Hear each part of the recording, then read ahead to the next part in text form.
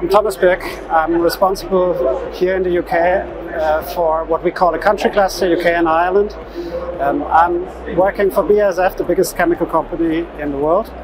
And we are a fully integrated chemical company all the way from what we call upstream businesses, very high in the value chains close to steam cracker, to specialty chemicals, vitamins, you name it. At the end, circularity is one of the key elements for BASF in our sustainability journey. We need to find alternative ways to source carbon, and circularity is one of the key parts in that.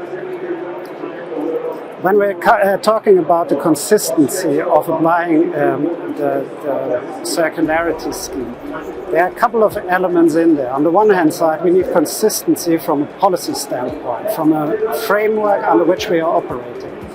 On the other hand side, we need consistency from our customer and end markets perspective, because what we are doing is we're building up new value chains, and we need consistency in order to be able to do that. We need to find new partners, we need to find new collaborations in order to be able to establish this new world, this new material world that is based on a loop idea, away from a linear perspective.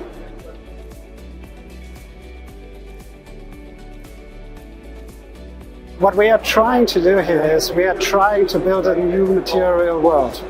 So there will be a lot of opportunities out there because we are just doing it differently, and we are looking at opportunities that we at the moment don't even know that they are existing.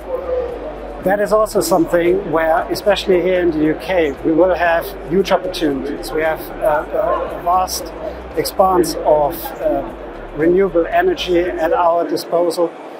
We have the opportunity to really build here, based on that renewable energy, a total new value chain.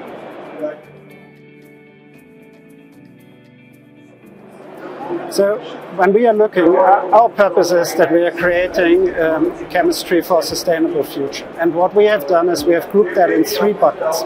Bucket number one has to do with CO2 management. We need to decarbonize in one shape or form.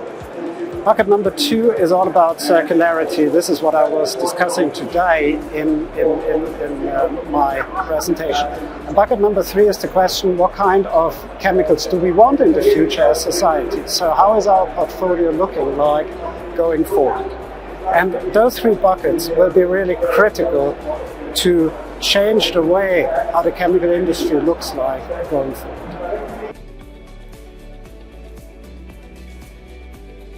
Very important. So if you're looking into how many people are here, it's literally the whole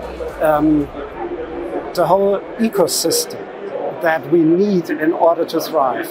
So places like CHEMUK are bringing together all the stakeholders, and especially in these times of change that we were just discussing, especially when it comes to building up these new value chains, being on this decarbonization road, it's very important that we are having this exchange, constant communication with all the stakeholders.